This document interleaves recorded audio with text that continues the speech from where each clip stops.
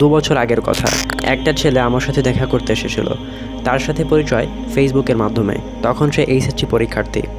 তার পরনে ছিল টুপি পাঞ্জাবি, চেহারায় নুরানি ভাব, চুলে বাবরি কাট।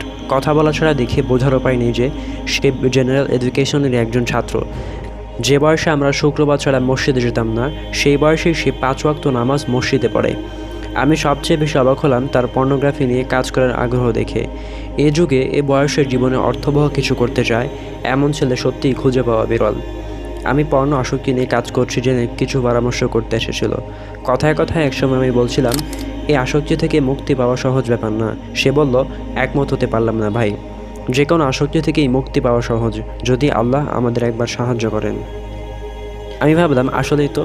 আসক্তি রোগের মতো হোক বা যাই হোক, দিন শেষে এটা একটা পাপ, আসক্তিকর পাপ। আর পাপ যত বড় হোক না কেন, আল্লাহর সাহায্য ছাড়া কেউই কোনো পাপ থেকে মুক্ত হতে পারে না। এটাই আমাদের পূর্বসূরিদের বিশ্বাস ছিল, আর আমাদেরও এ বিশ্বাসই রাখতে হবে।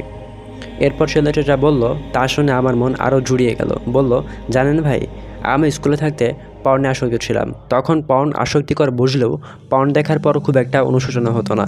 তাই আমি চাইলেও এই আসক্তি থেকে মুক্ত হতে পারিনি। কিন্তু ইসলাম প্র্যাকটিসে মনোযোগী হওয়ার পর থেকে পর্ন দেখার অনুশোচনা বেড়ে গেল। পর্ন দেখে ফেললে আমি প্রচুর কান্নাকাটি করে আল্লাহর কাছে ক্ষমা চাইতাম। অন্তর থেকে দোয়া করতাম যেন তিনি আমাকে এই আসক্তি থেকে মুক্তি দেন। আমি অন্য সব পাপ ছেড়েই দিয়েছিলাম, শুধু এই একটা জায়গাতেই আজকে গিয়েছিলাম। অবশেষে একদিন আল্লাহ আমার দুয়ার উত্তর দিয়েছেন, আমার অন্তর থেকে আসক্তির চাহিদা উঠিয়ে নিয়েছেন। আমি জিজ্ঞাসা করলাম, তুমি কিভাবে বুঝেছিলে যে আল্লাহ তোমার দুয়ার উত্তর দিয়েছেন? সে উত্তরে বলল, হঠাৎ একদিন আমার অন্তর থেকে পর্ন দেখার আকাঙ্ক্ষা চলে গেল। সেদিন থেকে এখন পর্যন্ত পর্ন দেখার প্রতি আমি আর বিন্দু মাত্র আগ্রহ অনুভব করিনি।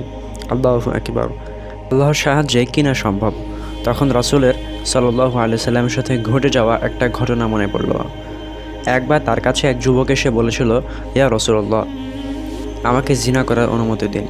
এ কথা শুনে আশেপাশের সবাই তিরস্কার করলেও রাসূলুল্লাহ সাল্লাল্লাহু আলাইহি সাল্লাম তাকে আদরের সাথে বসতে বলেছিলেন। সুন্দরভাবে ব্যাপারটা বুঝিয়ে বলার পর আল্লাহর কাছে তার জন্য দোয়া করেছিলেন, হে আল্লাহ, তার গুনাহ ক্ষমা করুন, তার অন্তর পবিত্র করুন এবং তার চরিত্র রক্ষা করুন। পরবর্তী জীবনে তিনি রাস্তায় চললে কোনো নারীর দিকে চোখ তুলেও তাকাতেন না।